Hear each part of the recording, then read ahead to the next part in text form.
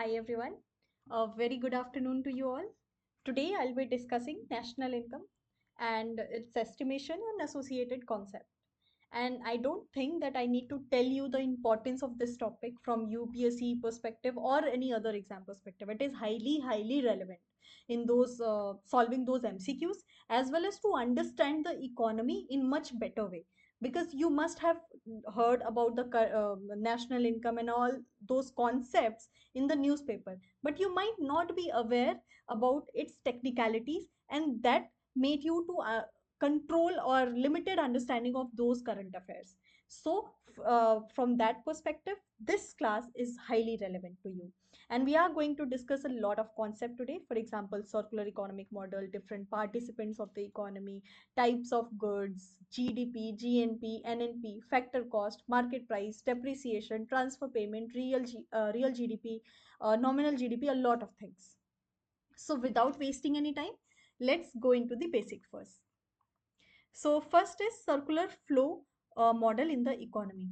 As name suggests, that circular flow, there must be interaction between different participants, and there must be the revolution, the life cycle of some particular thing. So with respect to economy, it is a model which shows the exchange of money, goods and services between the economic agent. Okay, and the circular flow model is the basic for national income accounts and macroeconomics. It can help to understand the different economic relationship. Okay, so here it is written that economic agent, what are those agent? You need to understand that first. Okay, so here we are discussing about four sectors in the economy. See, that is not that sector, primary, secondary, tertiary, that is different. Okay, here we are talking about the participants in the economy, I mean agents in economy. So if you want to categorize the different agents in the economy on a broader level, then it would be household, firms, government, and external sector. Okay, so there are different and specific roles of these agents, and that's how the total as a overall economy works. Okay, so household are the people who have ownership of primary factor of production. Ownership of primary factor of production, you need to understand what is primary factor of production. That means if you want to produce anything, what are the basic requirements you need? Okay, so in that moment, what are the primary factor of production? Factor of production, that is land. Second is labor. Third is capital. Fourth is entrepreneurship.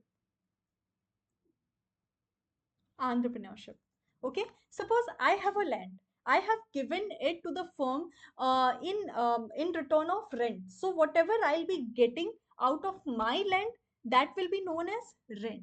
What? Rent. Okay, I'll be getting rent out of land. Second, suppose I am a skilled or unskilled labor, I can work anywhere, and in return what I'll be getting? Wages or salary. What? Wages or salary. If I am working as an employee in any company, that I'll be getting salary. If I am working in a factory, I'll be getting wages. Then capital. Suppose I have a lot of money, okay, and I want to invest in any firm. So whatever I'll be getting in return, that will be called interest. What? Interest. So on capital, I'll be getting interest. On labor, I'll be getting wages and salary. And on land, I'll be getting rent. Suppose I am running a business, I have started a business startup, and then whatever I'll be getting in return, that will be called as profit. Okay. So these are the basic factor of production, and these are known as factor income. What? Factor income. This concept will again come in later slide, so I thought to explain you in the beginning only. So these are known as factor income. Okay, and these are the services: land, labor, capital, and entrepreneurship services provided by the household. To whom? To firm, for production. And what firms do? To employ those services. Suppose I have a land that I do not know how to utilize it. I have given a rent to other firm, and that firm is utilizing it for further production. So all production units which hire final goods and services. So firms are whom? Who employ the services provided by household into the production process.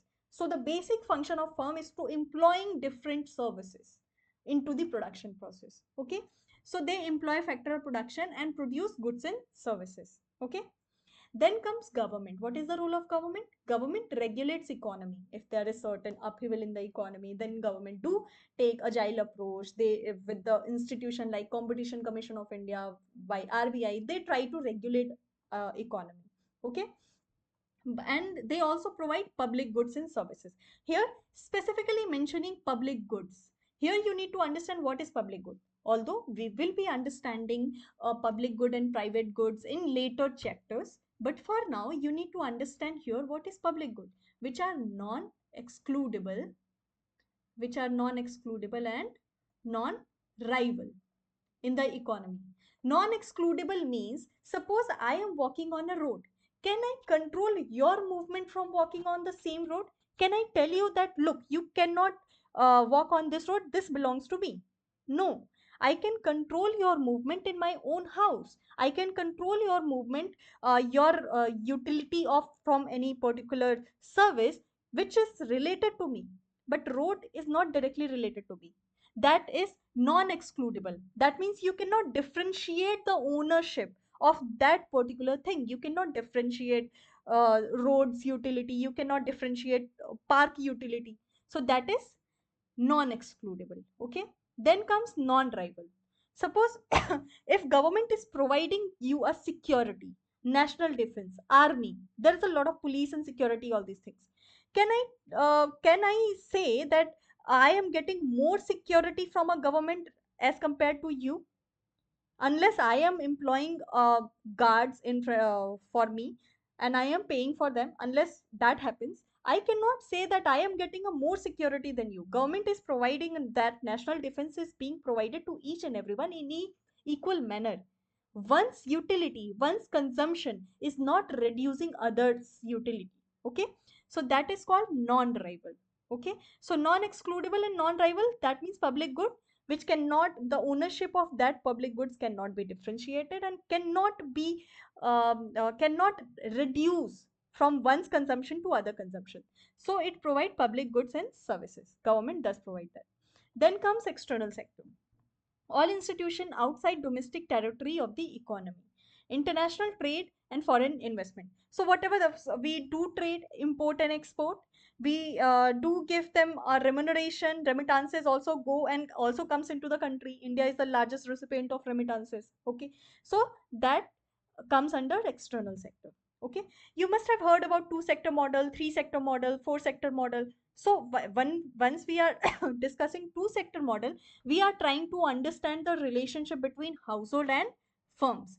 That is two sector model. If we are including government, that will become three sector model. If we are including external sector, that will be known as four sector model. Okay, so it depends that how many participants we are taking into that model. Okay, so next is this circular flow model. So as I just explained you in the beginning only, what household is providing to the firm, they are providing a labor to the firm. In return, what they are getting? They are getting wages. What they are getting? They are getting wages. Firm is providing goods and services to the household, and in return, household is spending their income on those goods and services, and firm is getting profit. Suppose I have a saving. Okay, here we are taking financial market as one of the agent. There can be a multiple agents in the economy. So suppose I have a saving with me, I have deposited into the bank. In return, I am getting interest, and that saving is being utilized by the bank in form of loan. That saving is being converted to loan. We will be discussing about the nuances, the complexity of it in later banking chapters, but for now just try to understand what I'm saying, that that saving is being utilized as a loan for a bank, and that bank give that loan to other firm. Okay, and that loan will be utilized by firm in form of investment. They do invest in their business and they do get return out of it. Okay, similarly, the interaction between firms and government. Firms do provide taxes to the government. In return, government do provide subsidies. What? Subsidies to the firm. suppose PLI schemes or any relief in any import duty or export duty or any incentives on production. So that happens. So firm do provide taxes. We do have a corporate tax.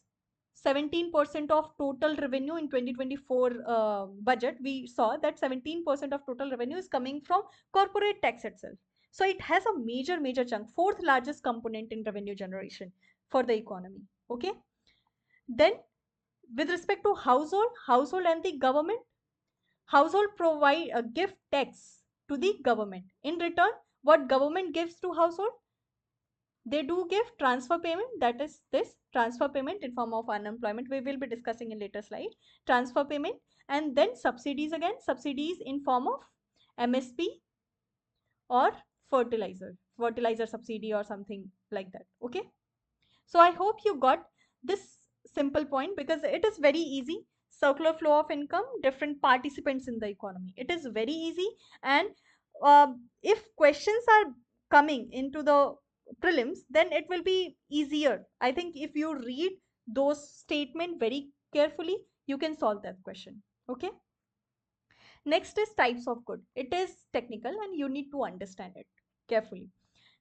First is consumer good, second is capital good, and third is intermediate good. Consumer good. Consumer goods which are used by consumer for final consumption, and capital goods are used for the produce other goods and services.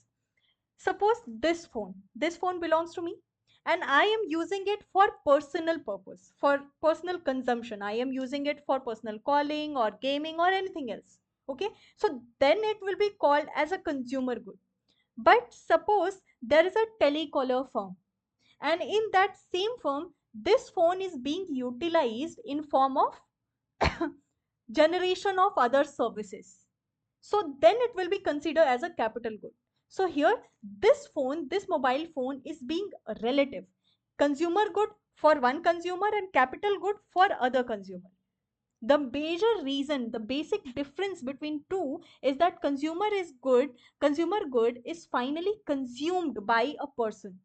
I am using it for the final consumption. But if I am using this phone or using this laptop to generate other services, then it will be considered as a capital good. For example, till now I was using this laptop for my own consumption, for my studies. So till now it was consumer good. But if I am using it to produce lectures, to record lectures, that will be called capital goods. Okay. So goods used to produce other goods and services. Example, machinery, factories, tools. Intermediate goods, goods used input in the production of other goods, raw material components. Suppose to make this phone, there is a lot of equipments, tools involved in it. So whatever we have added into this phone, that will be called intermediate goods. And capital goods, by name it suggests that it is costly in nature, highly costly. Okay. So capital goods are large machinery. Even the smaller machinery depends upon the firm, as I just explained you if, with respect to telecaller firm. So capital goods is different. Intermediate goods is what is being employed in the production. If we are using is it as a employment or in that production, that will be called capital goods. But if we are using it as a to produce something new, for example, if we are making bread to make bread we need wheat, and it will be totally transformed into newer product. So that will be called intermediate good. Here wheat is intermediate good because it is being transformed into a newer product. But with respect to capital good, to make same bread we are using some sort of machinery. Okay. And that machinery is same, it is not being converted or transformed into other good. So that will be called capital good. So I hope that you have understood the difference between the consumer versus capital good by understanding the example of mobile phone, and difference between the capital good and intermediate good by understanding the wheat and bread concept. Okay. Which is being transformed totally into newer product, that will be called intermediate good, and which are not being transformed although it is supporting that production and it is costly in nature, that is capital good. Okay.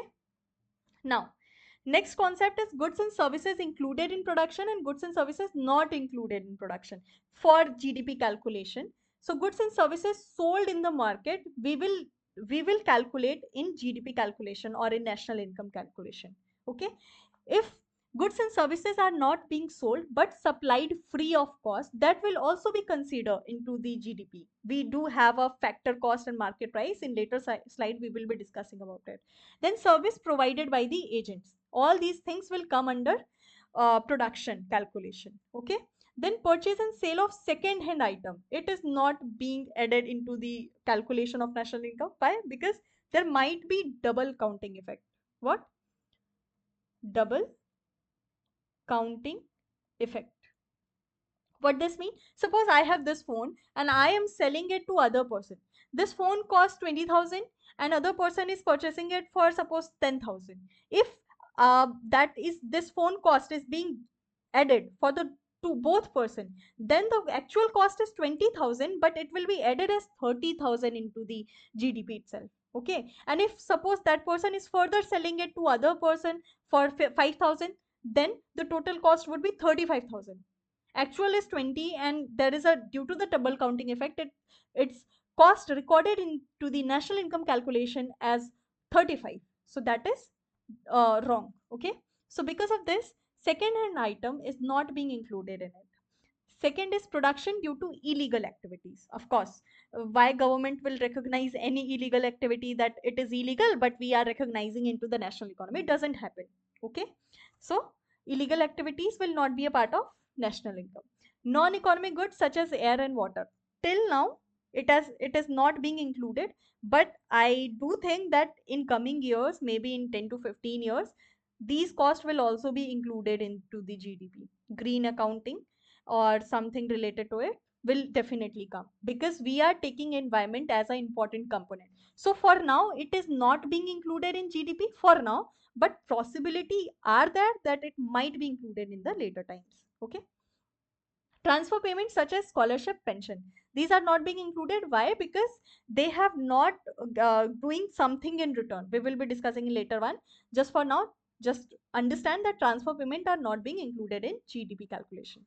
No, only final goods and not intermediate goods are taken into calculation to avoid double counting. Again, in the same manner that if the second hand item, double counting will happen. In the same manner, if I am using suppose wheat is costing 10 rupees and then at further production process I am making a bread out of it and it is costing 25 rupees, and then from this bread I am making some pizza. Okay, and then it is costing suppose 200 rupees.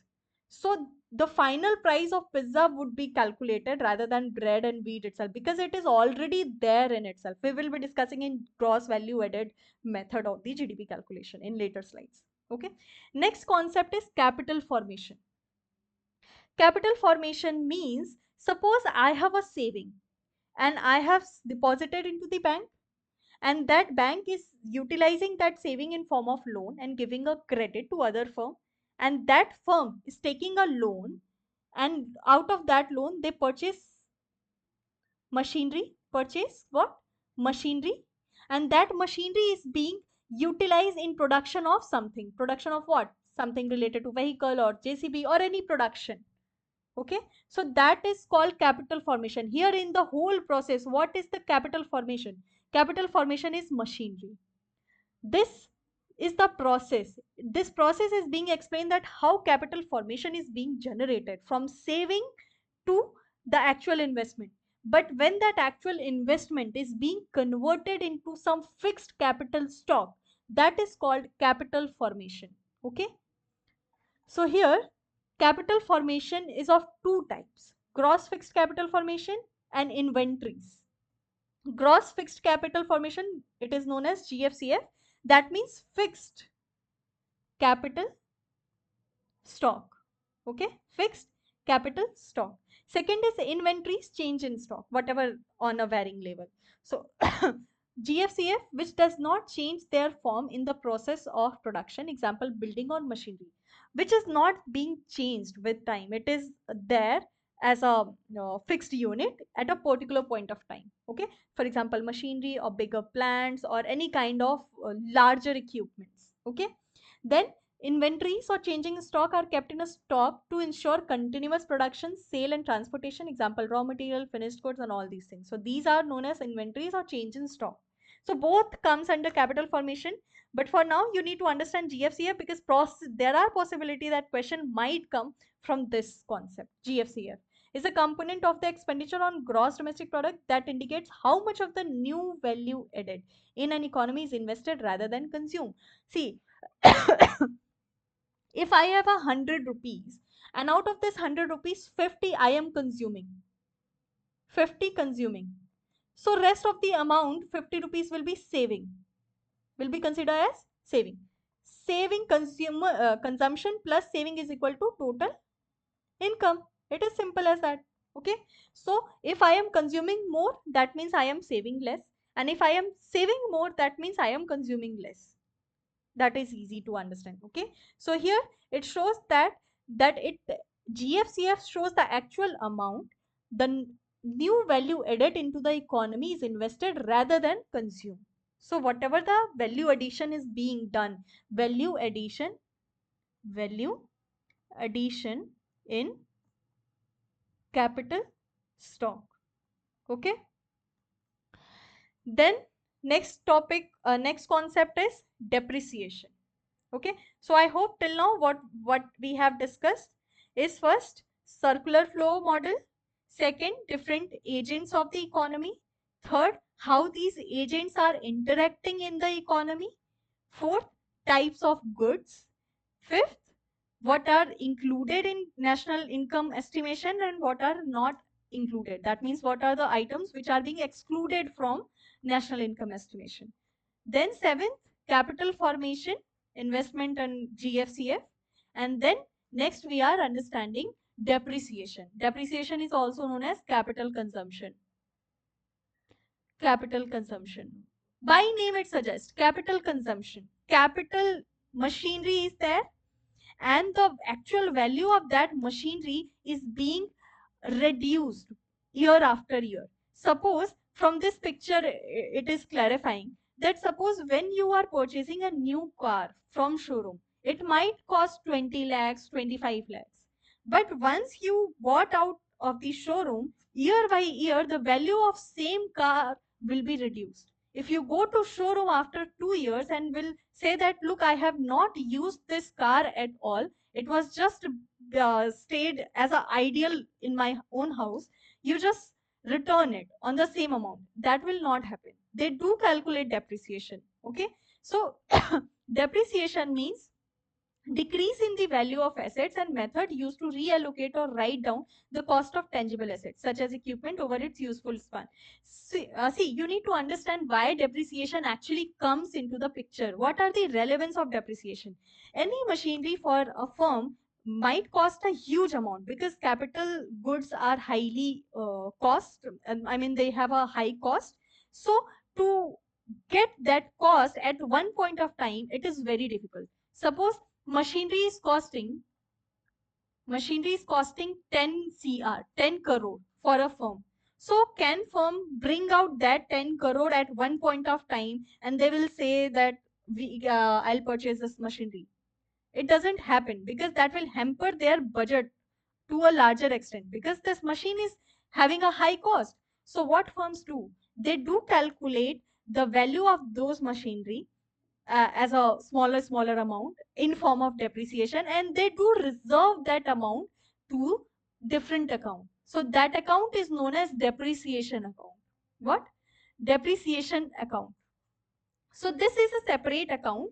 If that machinery value is being reduced as of 50 lakh per annum, that means 50 lakh will be deposited into that depreciation account. And after lifespan of 10 years, suppose this machinery has a 10 years of lifespan, after 10 years, it might have been collected that required amount and that they can utilize this fund to purchase the same machinery.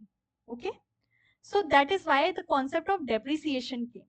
So in short, that is, I told you this reason so that you might be understanding and you can remember it for longer run.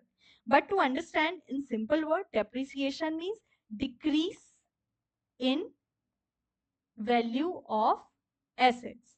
You have purchased a phone for worth of 20,000, but after 2 years, that same phone will be of 2,000 only. So rest 18,000 has been lost in between the period, that is called depreciation. Okay. Then factor payment and transfer payment. Factor payment. I explained you factor earning. Factor earning for household, but firm is paying na. So for firm it is factor payment. Okay, so factor payment is the payment for rendering a factor services. If I am giving you a service and you are paying in return of that service, that is called factor payment. Suppose I am taking this lecture and I am getting some remuneration out of it, so that will be known as factor payment because I am providing a service. But on the other hand, what is transfer payment? It is a payment without getting any goods or services in return. Suppose government is giving me unemployment allowances. So I am not doing anything for now in a short run to, and I am not giving services to government out of it. I am just getting that unemployment allowances. Okay. So that is called transfer payment. Okay. Examples for factor payment is rent, interest and wages. Example for transfer payment is old age pension scheme, pocket money. Suppose my father is giving me a pocket money. So I am not giving a particular service out of that, although care economy is not being included in it. But if you are getting a pocket money, you are not giving a services to them in form of money. So that is called transfer payment. Donation, unemployment allowances, and all these things comes under it. Okay. So just understand the simple thing that factor payment means you are providing a service and in return you are getting it. Okay. Transfer payment means that you are getting it without giving any service. You are getting it just like that. Okay. Factor income of normal residents of a country is included in national income. Factor income of normal residents of a country is included in national income. Factor income is being included. Why? Because it shows the actual production capacity of the economy. But transfer payment is not being reflected in national income. Reason is simple, that it is not having a certain goods and services on the background. And because of this, it is not reflecting any production of goods and services. It is not reflecting any production of goods and services, and that's why we do not consider transfer payment in national income calculation. Once we calculate private income, personal disposable income and personal income, then we do add transfer payment, because transfer payment is for personal consumption, but from an economy perspective it is not generating new goods and services. So that is why it will not be under national income. It is highly important from a prelims perspective. That's why I am explaining you again and again. Hmm? Then factor payment is a earning concept. That means you are earning, you are getting something out of the service, and transfer payment is a receipt concept. Okay. Then factor payment is received by a factor of production and it is received by a household and the government. I just explained you in the same manner. Then transfer income or payment is unilateral transaction. They are also known as unilateral transaction. That means government is giving to me and I am not giving anything in return. Where income made or paid without receiving services in return. Beggar money. If I am begging and I am getting that money, I am not providing any service to anyone. So that will also known as transfer income. Remittances. Remittances from other nation. Okay. Then scholarship, old age pension, unemployment allowances. These are not included in national income calculation. Okay. And all subsidies are also transfer payment. That's why we do subtract subsidies. Okay. From factor cost. Okay. The next one, see, this was I was talking about factor cost, basic price and market price. Okay. Let's try to understand what is factor cost and what is market price. Factor cost means whatever the cost of the product incurred at the factory level. Incurred at factory level. Factory level. Factor cost. Factor, primary factor of production, and whatever the cost of that being employing after employing those services, whatever the cost incurred, that is known as factor cost. But market price means whatever we are purchasing as a consumer. Price to consumer. Price to consumer. Okay. So market price. So throughout this process, certain activities are being involved. So that is why prices can be at factor cost and prices can be at market price as well. So once we add net taxes on production, then it becomes basic price. Production, now here you need to understand what is production tax and what is product tax. Both are different. Production tax and product tax. Production tax are the or production subsidies are paid or received with relation to the production and are independent to the volume of actual production. Some examples of production tax are land, revenue, stamp and registration fees and tax on profession. That means that whatever you are employing into the production process, production tax you need to pay in advance. It is not dependent on the product or the units of the product you are producing. For example, if I am running a factory, I need to pay land tax, I need to pay stamp duty, I need to pay registration fees. Though even if I am producing 0 units, still I have to pay that. Okay, so that is called production tax. During the production process, I need to pay these taxes to government. Some production, and in the same manner production subsidies as well. In those taxes, in those sorts of rules and regulation, government does provide incentives to us by making us to pay less. That is called production subsidies. It includes subsidies to railway, input subsidies to farmer, subsidies to village and small industries, administrative studies, subsidies to corporation or cooperatives. So there are multiple things: production tax and product tax. Production tax, you need to understand that whatever we are incurring, whatever the firm is paying tax to government during the production process.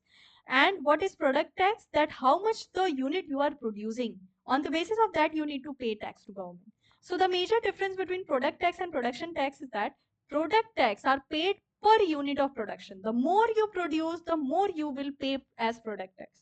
But while production tax can be imposed even if products are not being produced. Okay. So when we add net taxes on production in factor cost at the factory level, whatever the cost incurred, that is known as basic price. And from that basic price, once we add taxes on product, because government is charging some tax on product, and whatever the tax government is being charged, that is being ultimately paid by the consumer itself. We will be discussing incidence and impact of taxation in later chapters, but for now you just understand that if the taxes are being imposed on the product, that will be added into the that cost and that will be added into the market price. Okay, and if government is providing subsidies on those products to encourage that production, then that subsidy will be less. Subsidy is known as transfer payment. Transfer payment. Government is providing subsidies to us, so it will be less. So this cumulatively, tax on product and minus subsidy is known as net indirect tax. Just a second. This is known as net indirect tax. That means factor cost or basic price or factor cost, whatever you say, plus taxes on product minus subsidy. So if tax is higher, net indirect tax will be in positive form. If subsidy is higher, net indirect tax will be in negative form. So just try to understand that net indirect tax include tax minus subsidy. Okay. So once we add net indirect tax, then it becomes market price. Okay. So here market price versus factor cost, amount paid by buyer as a consumer. Okay. And factor cost, amount received by a factory owner. Factor cost, indirect tax, and see, whatever the cost incurred at the factory level, firm is getting that factor cost. Okay. So amount received by the factory owner, because in meanwhile, the indirect taxes and subsidies, it is being evolved and used by the government itself. So it is going to authorities or the government. Okay. Subsidies is the transfer of money from government to an entity. Okay. Then comes NFIA, net factor income from abroad. It is a difference between the factor income earned from abroad by a normal resident of a country and income paid for a factor services rendered by non-resident within the domestic territory of the country. See, many Indians live in other countries and many other foreigners live in India as well. But whatever they are earning here, for example, if I shifted to USA and earning there, my income will be considered in Indian national income. It will not be considered in USG national income. Okay. So NFIA means net factor income. Suppose there are 50 people living outside country and they are giving 100 rupees, and there are 40 people living inside country and they are taking 40 rupees out of the country to their own country. So NFIA would be 60 rupees. 100 minus 40. Whatever came minus whatever go out of the country. So 60 rupees NFIA. Okay. So I hope you have understood it. Next concept is domestic territory. To calculate GDP, gross domestic product, we do use domestic. So that domestic reflects certain criteria. It is not only limited to political frontier or political border. It includes a lot of things. Okay. So political frontier of a country, including its territorial water. For example, we have a exclusive economic zone associated with our coastal land, coastal seashore. Okay. So at that time, it includes territorial water as well, political frontier as well. Okay. Then whatever the ships and aircraft operated by resident of a country between two or more countries, for example, Air India service between different countries. We have air flight services. It is coming from US to India, India to US. So if domestic manufacturer or domestic company is operating that ships or aircraft for transportation purpose, whatever they are earning, it will be calculated in domestic territory income. Okay. Fishing vessel, oil and natural gas, rigs and floating platform operated by residents of a country in the international water or engage in interaction of areas where the countries has exclusive rights of operation.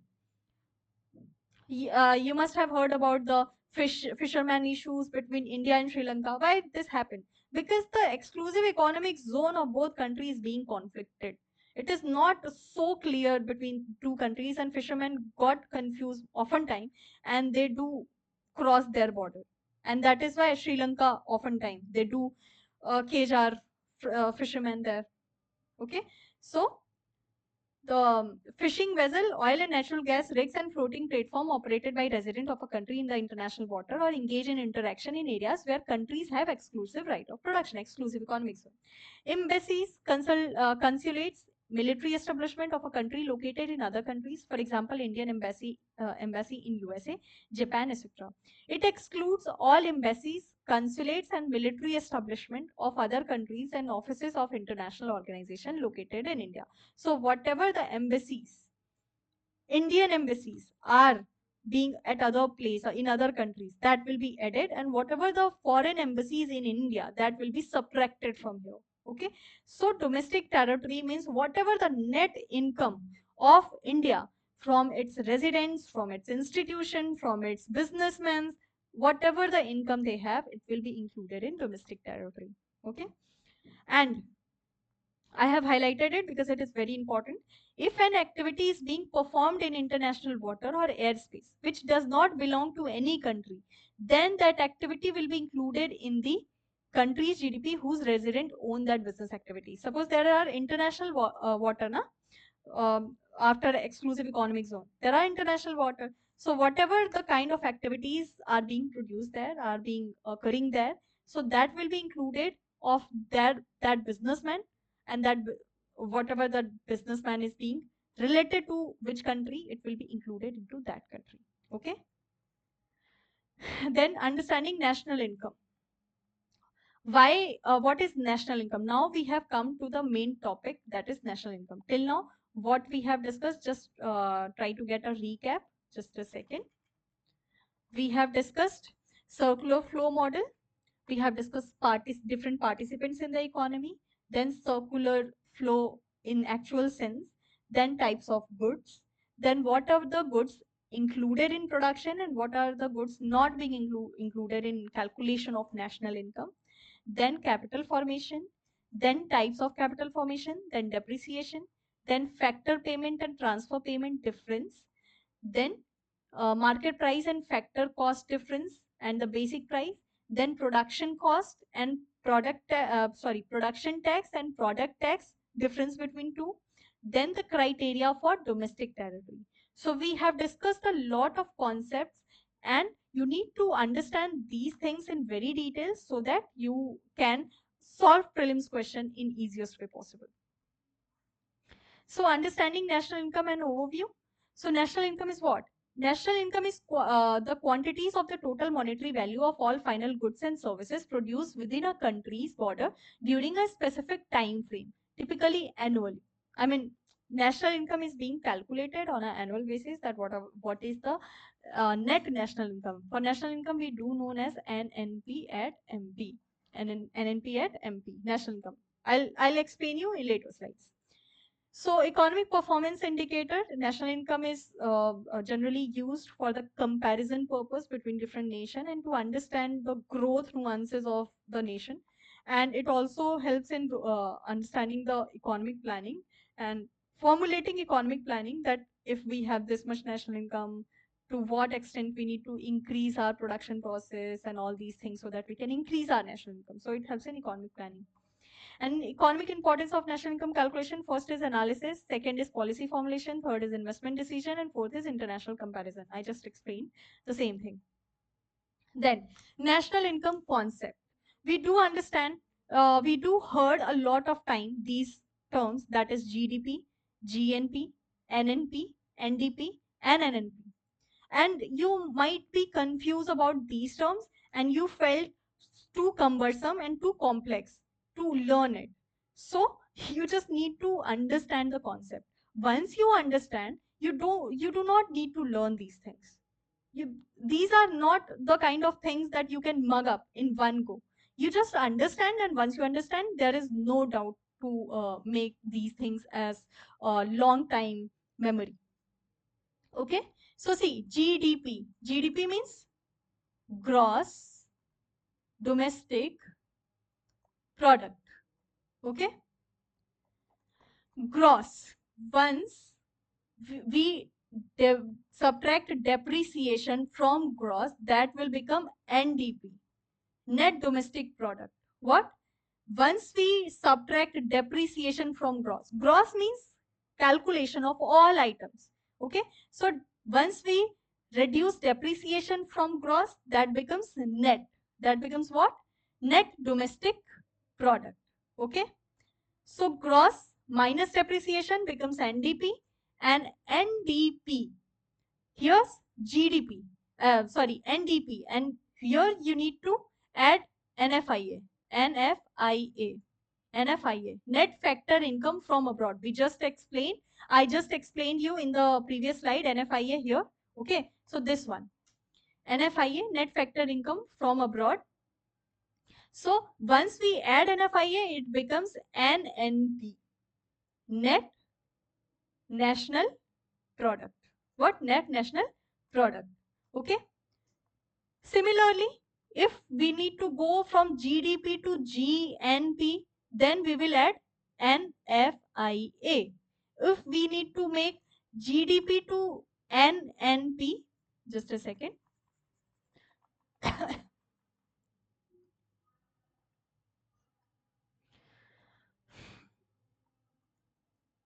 If I need to go from GDP to NNP, okay, so from gross to net, what I need to do? Minus depreciation. From D to N, what I need to do? Plus NFIA, okay. And from possibility is there that GDP at FC to NNP at MP, because this is actual national income. National income is known as NNP at MP, net national product at market price. And whatever we calculate for a national income perspective, we do calculate GDP at FC. So factor cost. So from this GDP at FC to NNP at NP, what we need to do? First, we will subtract depreciation to make it net. Then we add NFIA, net factor income from abroad. Then it becomes domestic to national. Then FC to market price. net indirect tax plus net indirect tax. See, here two things comes. NFIA is mostly, in case of India, is negative because we do receive a remittances. Remittances is being excluded from the transfer payment. And if we exclude that remittance or transfer payment, then actual NFIA is negative for India. We are sending more money to other nation as compared to whatever we are getting. Okay. So NFIA mostly is negative. So it is generally subtracted because of the value. We should add NFIA from domestic to plus NFIA, then we'll get national. But in actual sense, it is being reduced. Okay. Second is NIT, net indirect tax. That the same thing I just explained you before. That plus tax minus subsidies. So if subsidies is higher and tax is lesser, then NIT will also be in negative form. And if tax is higher and subsidies is less, then it will be in positive form. Okay. So GDP at FC to NNP at NP, I hope you have got this concept in easiest way possible. If I need to explain you again, let me explain you again so that there is no doubt about the topic remain. Okay, so GDP at FC, suppose we need to go to NNP at MP, that is national income. What? National income. So from G to N, gross, GDP means gross domestic product. Okay. So from G to N, we will subtract depreciation. From domestic to national, we will add NFIA. Okay, net factor income from abroad. Then from FC to MP, we will add NIT, net indirect tax, which means plus tax minus subsidies. Okay. So in the same manner, if I need to reach to GDP at FC to NDP at FC, then what I'll do? Gross to net. That means depreciation is being subtracted here. Suppose I need to GDP to NNP. GDP to NNP. Same minus depreciation plus NFIA. Here GNP minus depreciation, if GNP is 2.217 trillion and depreciation is 3.2 trillion, then NNP would be 18.5 trillion because this depreciation 3.2 is being subtracted from 21.7. Okay. Net domestic product, NDP, GDP minus depreciation, if GDP. Here's the NNP. NNP, again, NFIA would be there. This is not written here somewhere, but NNP would be there, NFIA. Okay. Then NDP. Same thing I just explained. And then NNP at MP. NNP plus indirect taxes minus subsidies. Plus taxes minus subsidies. Same thing. If NNP is 18.5 trillion and indirect taxes are 1.5 trillion and subsidies are 0.5 trillion, then NNP at market price would be 19.5. Why?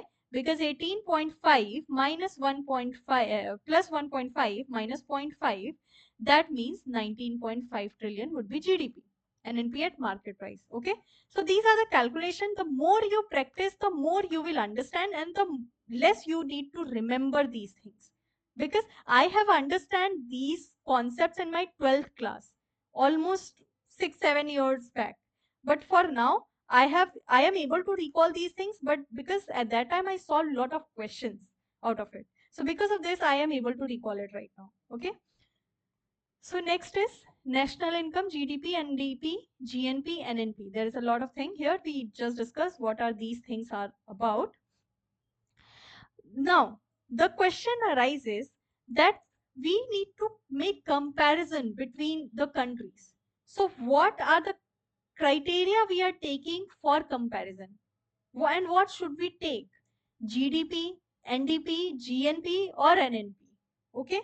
So here why we generally take GDP as a comparative criteria for any kind of comparison between countries. We do calculate GDP and we do look at the GDP of different countries. But what is the reason behind it? The first reason is the depreciation rate vary from one country to other country with time. So depreciation for India can be a different. Depreciation rate for US can be different, for China can be different. So based on this, the net national or net domestic product of any country can be varying. So because of this, NDP, NDP and NNP is not being used as a comparative criteria. Okay, so these are out of the race. Second is GDP and GNP. Here between GDP and GNP, why we are not taking GNP and why we are taking GDP? The major reason is see, in India we do not follow dual citizenship. It does not happen in India, but in other countries it happens. A person can be a citizen of one country, at the same time they can be a citizen of other country as well. Okay, so if suppose I am a resident of India and I am a resident of US, and suppose India is not allowing dual citizenship, I'm just giving you a hypothetical example, that suppose India, I am the resident of both country and whatever I am earning, it is being added into both countries national income, in India as well, in USA as well. So that is creating a double counting effect. So to avoid this double counting, we do avoid taking GNP as a comparative criteria. We do take GDP, gross domestic product. Okay. GNP not suitable for comparison to avoid double counting of income of same individual in two different nations. So GDP is reliable for comparison between two nations. Okay. The same thing. So now I hope that you understood that why we are taking GDP as a comparative criteria. Next, GDP at factor cost, GDP at market price. I have explained you a lot of time the difference between the factor and market price. Whatever we calculate through different method, I'll be explaining here. See, here method of GDP calculation, product method, expenditure method, income method. We do calculate GDP at FC or NDP at FC. So to reach from FC factor cost to market price, we need to add indirect taxes minus subsidies. Means net indirect NIT, net indirect tax plus NIT. Okay. So GDP at market price, again between GDP at FC and GDP at NP, what we are taking as a comparative criteria? We are taking GDP at MP. In 2015, India switched to GDP at MP. Earlier, we were following GDP at FC, but in 2015, we shifted because in 2008 itself, national account system of national account also took GDP at market price as a criteria for the comparison. So whole world was taking this, so India also shifted to this GDP at market price. Okay. Then comes the very important and what probably you were looking for, the different methods of GDP calculation. So there are three methods: product method, expenditure method, and income method. Product method. The formula for calculating national income is national income gross value added plus taxes or subsidies. Product method. By name it suggests that product focus is on product, the manufacturing of that product, the cost involved in that product. So focus is on what? In product method, focus is on product, production method, and the gross value added in that production method. Second is expenditure method. Again, the focus is on expenditure. Whatever the expenditure by different agents in the economy, by different people in the economy, that will be under the expenditure method. Okay, so expenditure by household in form of consumption, by firm in form of investment, by government in form of government spending, and then net export, that means export minus import. Okay. Income method. Key element contributing to national income calculation: wages and salary, interest, profit and rent. That means factor income. Same, factor income. Whatever the earning I have, I mean the factor of whatever the earning for a people of our nation have, that will consider under the income method.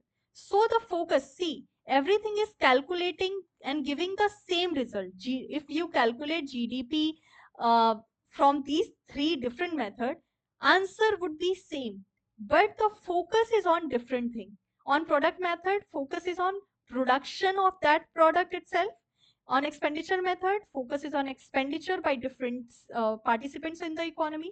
And third is income method, that means earning of different agents of the economy. Okay. So let's understand these things in detail so that you can avoid those confusion whatever coming in your mind right now. Production method. National income formula. uh, Formula for calculating national income and national income: gross value added plus tax subsidies.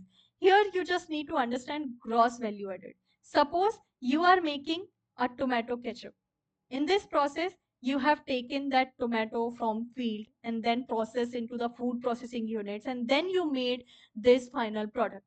Okay, so here the price of this product will be known as gross value added, because it would have been added the cost of these raw material, the machinery costs, all things would be included in this tomato ketchup price as well. So this will be known as gross value added. Okay. Once we get, here we are getting GVA at FC.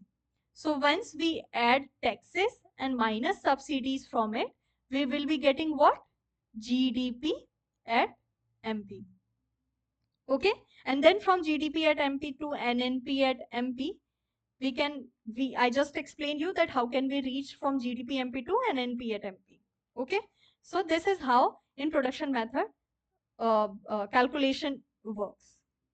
Then comes income method. Income. First criteria is compensation of employee. Whatever the compensation in form of wages or salary or allowances, bounces, social security contribution by employer, all the things will be covered under compensation of employee as one criteria. Second is operating surplus. Operating surplus, that means you are running a production, and in that you are getting something in return. That return is known as interest, rent, royalty, profit. Okay, and this profit can be of different form. Profit can be of dividend, corporation tax, undistributed profit, all these things under profit. Hmm? Corporation tax, you can say that you are about to pay tax, government is paying you a subsidy, and that becomes your profit. Okay. Mixed income, income of a self-employed people. Mixed income, suppose I am doing a freelancing activity, I am not running a business, I am not doing any particular salaried kind of work, so I am not getting this one, I am not neither getting this one. So my income will be calculated under mixed income, income of self-employed people. Or if I am doing something of my own and I am earning out of it, then it will be under mixed income.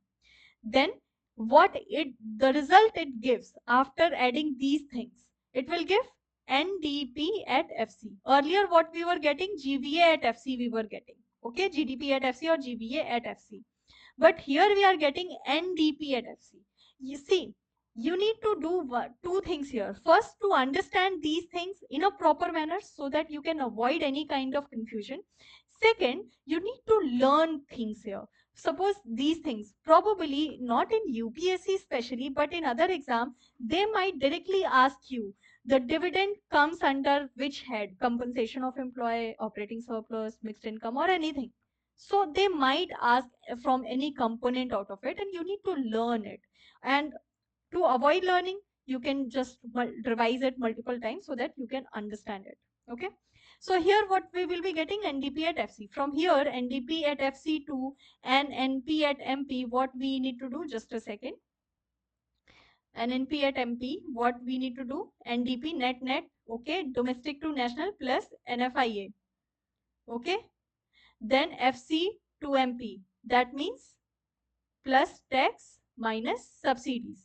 So you will be getting national income. Here net factor income from abroad plus addition, as I just explained you, then national income and NP at FC. Next comes expenditure method. Expenditure from different agents in the economy. National income, consumption, investment, and government. Consumption, investment, and government. Okay. So here, consumption, suppose you are consuming on both goods, on your own domestic goods as well as imported goods. Okay. So understand, consumer consumption on domestic good plus consumption on imported goods. Investment can also be done in two manner. Investment, just a second. Investment on domestic firm domestic things plus investment on imported things. Okay. Then government spending. Government spending. It can be again in two forms: spending on domestic things and spending on imported things. So if in order to calculate GDP, because here you are consuming on imported goods, you are investing in other foreign things, you government is also spending in other kind of foreign related activities, so that cannot be under GDP calculation. No, we need to calculate GDP here. So we need to subtract these things from here. So what we'll do, consumption on domestic good plus investment on domestic good plus government spending on domestic good plus export, okay, minus, we need to minus these elements from here, minus consumption on investment imported goods plus investment on imported goods plus this government spending on imported goods. So these cumulatively called as import. What? These cumulatively called as import, or we reflect it as a x. Sorry, m, not x, m, m. Okay. So what the shortest formula is that GDP is equal to C plus I plus G, these three components, plus X, that is export, minus M, that is import. So this is the simplest formula of GDP calculation. Okay. And even in newspaper, whatever, when you are reading through GDP and all these things, we are generally considering these expenditure method. Okay. So C plus I plus G plus X minus M. Okay. And now in order to increase our GDP, what we can do, we can increase our private consumption, we can increase our investment, we can increase our government spending, and then we can control our export and import. We can increase our export and reduce our import. That happens. Okay. And if you want to relate these things from in a current scenario, current economic things, then it is very easy. During COVID, what happens? During COVID, GDP decreases by 23%, right? GDP reduction was there. Okay. Why? Because consumption also reduced, firm was investing less, production stopped, lockdown effect, then government spending was also less. But again, we recovered. Consumption, if you look at the consumption, private final consumption, we call it private final consumption expenditure. It is relatively lower since COVID time. But again, our GDP is increasing. How? Reason being that government is spending a lot. Government is like increase in the government expenditure is compensating that reduction in private consumption, private final consumption. So if you want to increase GDP or balance GDP, then if one particular sector of the economy is not working well, you need to subsidize it through different through investing in different sectors. Suppose private consumption is stagnant for now, stagnant. I won't say that it is reducing to the larger extent, though it is reducing, but not to larger extent. It is in very low terms. But to subsidize it, government is spending a lot. Our capital expenditure is huge, 13 lakh crore, I think, in recent budget, in 2024 budget, if I'm not wrong. So government spending is increasing. So because of this, our GDP is still increasing and maintaining a 7-8% of growth. In later times, once these investment is going to the private entrepreneurs, private people, I mean households, and what they do, they will spend more, they will consume more. Then private consumption will increase. Okay. In the same manner, if you want to relate other things in current scenario, then you can understand from a China perspective. Currently, China's economy is being slowed down. They are suffering from slowdown in their economy. Why? Because their major dependency is on X minus M. That means export. They have a huge export. Okay. So because of this, in their GDP, dominating factor is export. And once, because of the uncertainty, because of COVID, because of war, and because of China's own image in other nation, their export is reducing. And because their demand for their product is reducing, their export is reducing, and that is hampering their GDP growth. Okay, so because of this, China's GDP growth is lower than India. Reason is simple, that they have a huge dependency on export. If we see India, what happens in India? We have a major chunk come from domestic sector. That means private consumption expenditure. Private consumption expenditure holds around 60%. It comes to 59% or 60% or just mm, around this. So in Indian GDP, major contributor is domestic market itself. So even if we have uncertainties at the global level, still our GDP will be largely insulated. I won't call it that totally insulated. No, that is not possible in globalized world.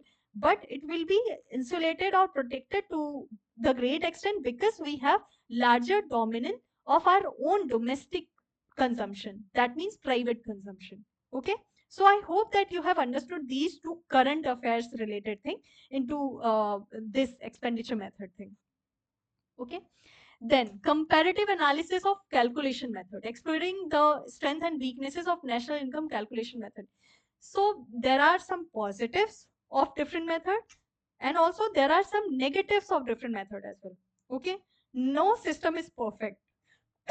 So in production method, it often clears view a economic output, but may overlook look informal sector contribution, because in production sector, whatever you are producing, it will be included in GDP. But if certain informal economy, and India have a large amount in informal sector, so that is a major thing, and that is also one of the reason for increase in GDP in future time as well. If you want to relate it with current affairs, for example, our GDP growth is 8%, around 8%, 7-8%. Okay, why we are feeling that it will be continued? Why? Because we have a huge informal sector, and government is focusing on formalizing those economic activities.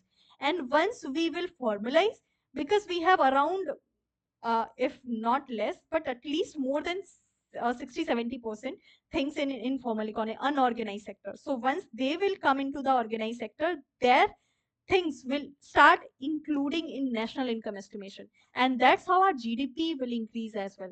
That savings will be utilized by the bank, that income will be added into the national income, they will pay taxes to the government. So in the wholesome manner, when informal economy convert into formal economy, that will give a positive benefit or positive boost to our GDP. Okay, so we have understood three current affairs related thing through these things as well. Okay, so the production method offered a clear view of economic output made to it may overlook informal sector contribution. It happens for now, and once the economy get formalized, it can increase in the GDP calculation through production method. Okay. Second is an income method. Shed lights on income distribution. Through it can be influenced by tax evasion.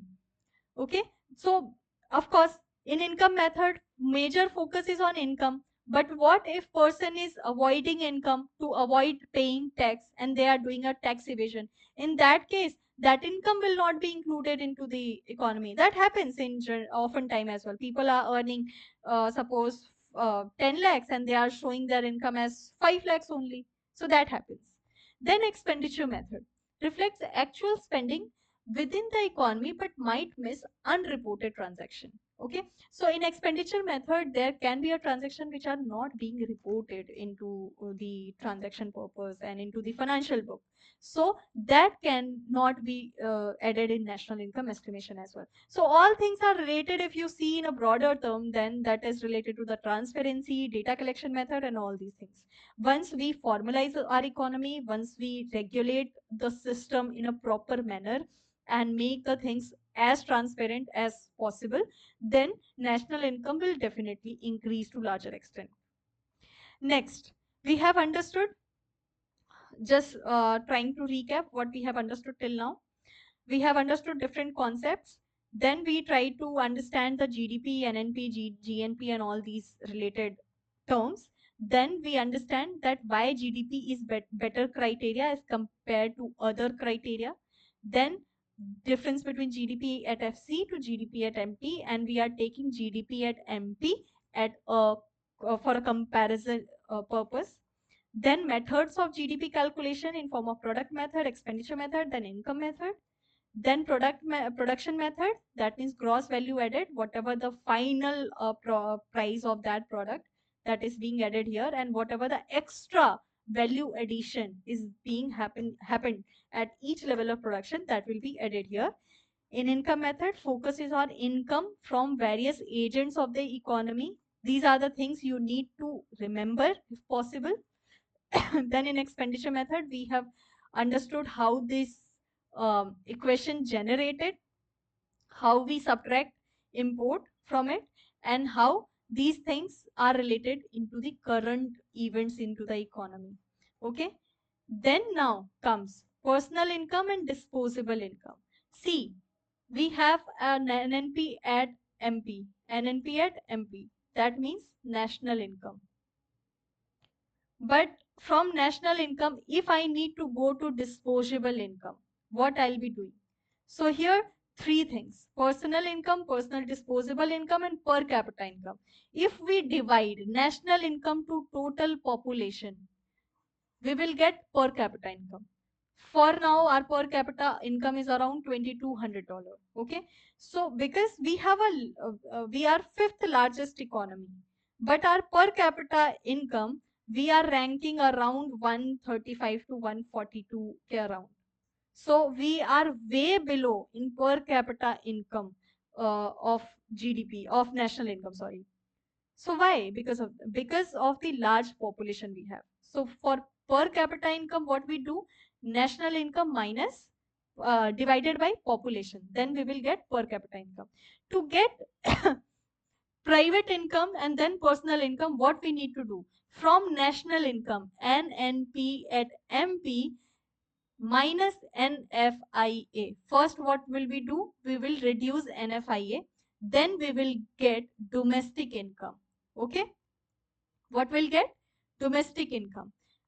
Then from this domestic income, once we reduce these things, income from properly entrepreneurship accruing to government administrative department or saving of non-departmental enterprises, these are the criteria. If you are reducing these items from domestic income, you will be getting domestic factor income accruing to private sector.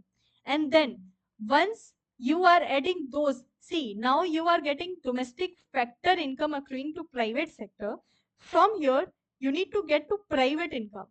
Then private income means individual. I can have a larger amount. It depends. There can be possibility that private income of one individual is higher than the GDP of a nation or national income of a nation. That may happen. Okay. So why it happens? Because that same person, for example, Ambani's, take Ambani's for example, they can earn from foreign as well. So we have reduced NFIA initially to get the domestic income, but to get private income, we will add NFIA of their own, of that particular person. For Ambani's, if you are calculating, we will be adding NFIA whatever they are getting in their own business. It is not the NFIA of whole nation. It is NFIA of their own net factor income from abroad for Reliance Industries. Okay. Then they will also add interest on national debt, and then whatever the interest they are paying, ECB in form of external commercial borrowing, ECB, we will be discussing in public debt chapter. Then current transfer from government, then current transfer from any kind of loan they have taken. Okay. Then we get private income, and there can be a possibility that private income can be larger than the national income. It can be possibility. It is no hard and fast rule. Okay. So from private income to get personal income, private income, for example, Ambani's, Reliance Industries have their own private income, but there can be a personal income of that particular firm as well. So once they will less from private income minus corporate profit tax, once they pay this tax to government and minus undistributed corporate profit,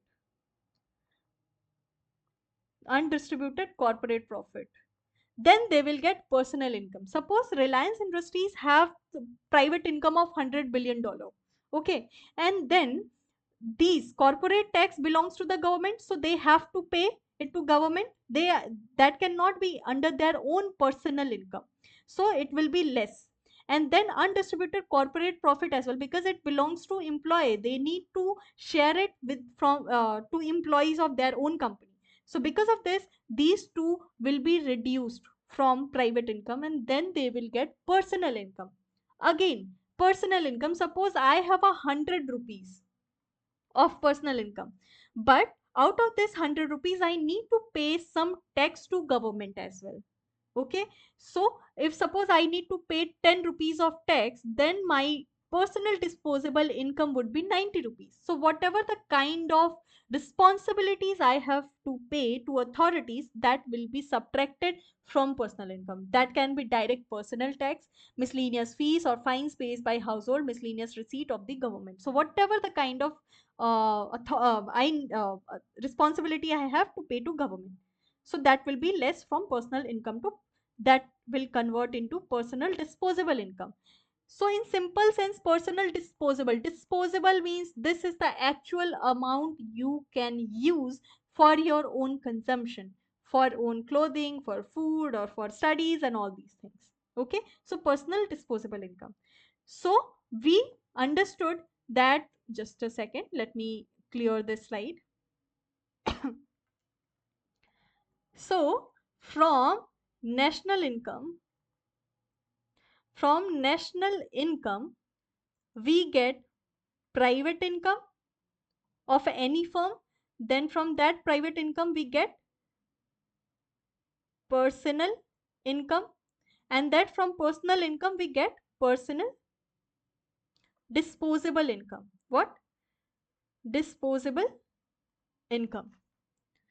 So here this has been thing, that this flow chart is showing from PDY, personal disposable income, to national income, how can you reach. Okay, and what I have explained you is to national income to personal disposable income. Okay, so both things can work, either you understand or you learn these things. Because if you probably it might happen that these are the criteria you might forget, so once or twice just look at it and try to learn it. But I think that if you read it twice or thrice and try to understand why it is being subtracted at this level and not at this level, and why direct personal tax is subtracted at calculation of PDY and not at calculation of private income, then you don't need to remember these things. Okay, next, recent trends in India's national income. So growth rate is maintaining 7 to 8%, I explained you earlier.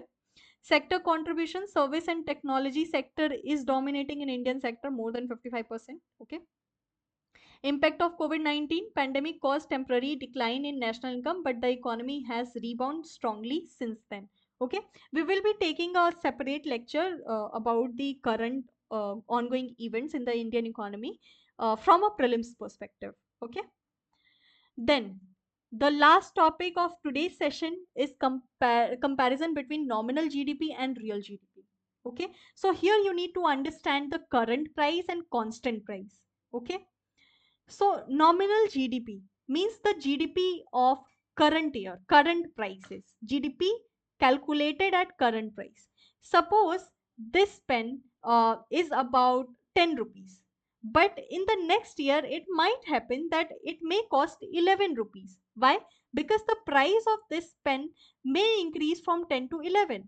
That is not because of the actual production cost increase, it is because the inflation in the economy has increased, and because of that inflation, because of the other cost involved in the production of these pens, this pen costed me 11 rupees.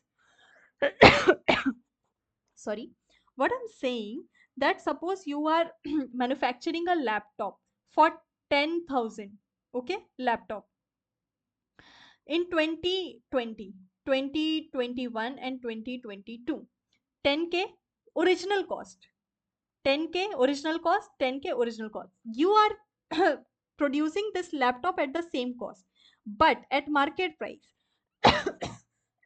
sorry, at market price it is calculating as a 10k in 2020, but in 2021 it is calculated as 11k, in 2022 it is calculated as 12k. So the increase in 1000 1000 each year is is showing the inflation in the economy. What it is showing? Inflation in the economy. So if inflation is being increasing in the economy, the prices will increase, and it happens. Inflation between 2 to 4%, 4 plus minus 2 we call it, around 2 to 6% is the bandwidth in which the India can adjust at inflation, and it is good for economy up to 6% of inflation. Okay, so when the price is being increased, we will discuss the positive aspect of inflation in later classes. But for now, you just understand the price of the product is being increased, and if it is because of the inflation, the nominal GDP and the real GDP will be different. Suppose 2022 we are taking as a base price, okay, base price. That means we are taking as a base year and base price. And in 2022, if that laptop is costing 12,000, so the addition is of 2,000 rupees between 2 years, 20 to 22 year, between 2020 to 2022, there has been addition of 2,000 rupees. So what we are doing, 2022, whatever the 12,000, just a second, let me clear this slide, it might make you confuse more. These 12,000 is the nominal GDP. What? Nominal GDP. Okay. And this 10,000, if we are taking 2020 as the base year, then this 10,000 will be real GDP. Okay. Why? Because 2022 will be considered as a current price, and 2020 will be considered as a constant price. Constant price. Okay. So the difference between the nominal and the real GDP is that nominal means calculation of GDP at current market price, and real GDP means when that GDP is being adjusted with the constant price of the base year, then it will called as a real GDP. Nominal GDP include inflation. Okay, it does not adjust inflation. It include whatever the inflation in the economy, it will include it in the nominal GDP. Whereas in real GDP is the inflation adjusted GDP. Whatever the extra inflation is there, it will be adjusted. Okay, and the prices will be calculated on the basis of actual amount of the production process. And nominal GDP expressed in current market price, real GDP expressed in base year's market price or constant price. What? Constant price. Okay. Then value of GDP is much higher since current market changes are taken into effect. Of course, 12,000 and 10,000 difference is 2,000. So nominal GDP is higher. See, if question is asking that nominal GDP is always higher than real GDP, that can be problematic, and that can lead to the confusion, because in recession time it can be the possibility that base year GDP was higher as compared to nominal GDP, because recession, inflation is not there, opposite of inflation, recession is there, prices are being reduced. But generally nominal GDP is higher than real GDP, because inflation is there up to 1 or 2% even, is there nominal GDP. Okay, so value of GDP is much higher because current prices are higher, and real GDP are lower, not much lower, but at least lower than the nominal GDP. Uses can be compared with various quarters and a given year, and real GDPs can be compared with 2 or more financial years. For now, base year is 2011 and 12, and sometimes 16 and 17. Okay, and nominal GDP is that. Now government is discussing to change base year again. Let's see what they made. Okay, then economic growth from national nominal GDP. Economic growth can't be analyzed easily. Real GDP is a good indicator of economic growth. See, if we are saying that uh, GDP of a country in nominal terms was 10,000, and in the next year 20,000, then there has been an increment of 10,000, it might not be correct one, because possibilities are there that these 10,000 is because of the inflation itself.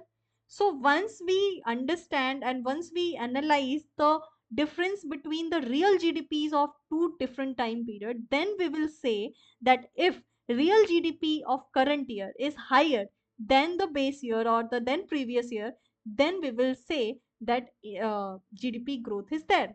For example, we have a GDP growth of 7 to 8%. That is real GDP growth. In nominal terms, we are growing at 12%, 13%. But we do not calculate that. We calculate real GDP growth. Okay.